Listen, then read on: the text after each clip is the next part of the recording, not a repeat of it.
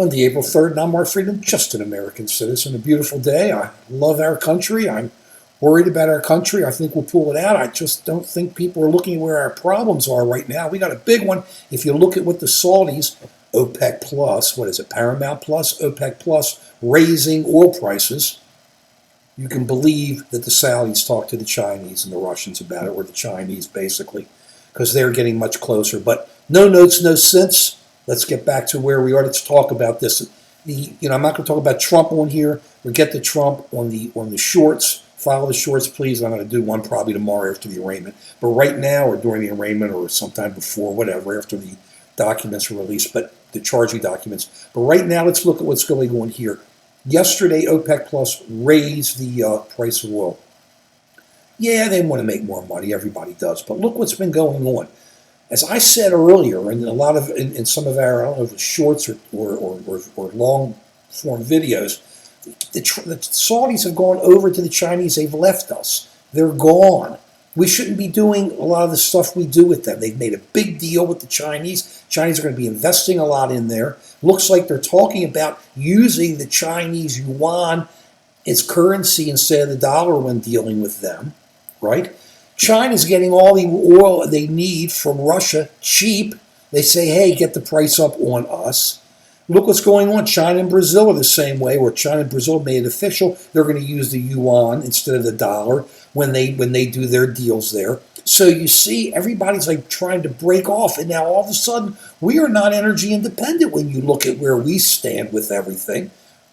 That's a major part of our defense. Look, you got you got China, Russia, Iran, and North Korea. That's our warm war right now, where we're going with them. The nuclear weapons are out of the bag. There's no stopping it. There's no more. It's going to be nuclear armaments all over the place. You've got that going on. We've got to deal with that. I don't know why we're so head on into Taiwan, but we've got to deal with that, at least the way everybody's talking. I think we shouldn't be. I think we should be still recognizing one China. But I think in a year or two, you may have the Kuomintang in charge of Taiwan, and they may not want us there. So here we are putting all this time into it. I think we kind of watch them. We stick with them, but it's just getting awfully aggressive over there. So you see this, but at the same time, we are not energy independent. A lot of the fracking is just depleting. They're finding a lot of our fields are being depleted.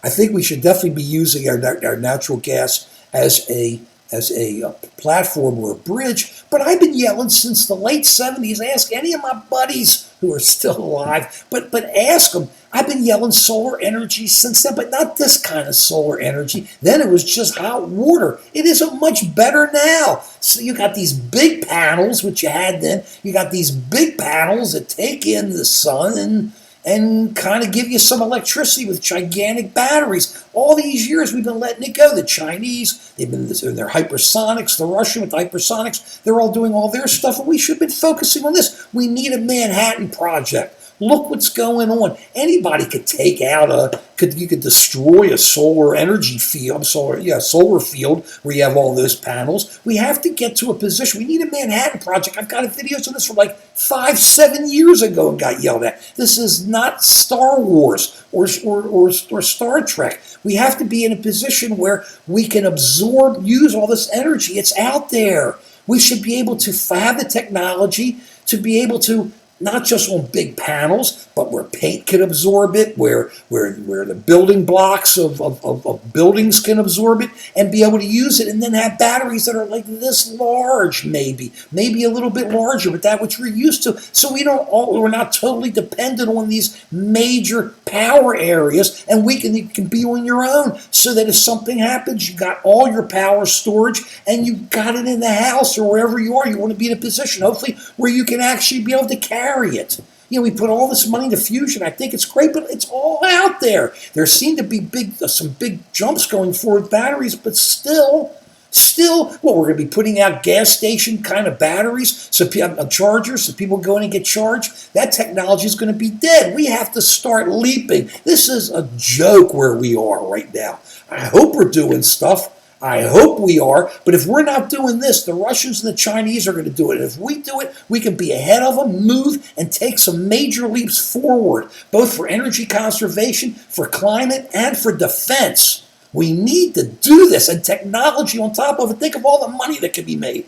We need to do this. We can't wait any longer. Sorry I'm worked up over it. I've just been yelling for so long, and it's so obvious. Everything's green. Why? Because of the sun. Let's utilize it. Bridge over, make a plan, and let's get going.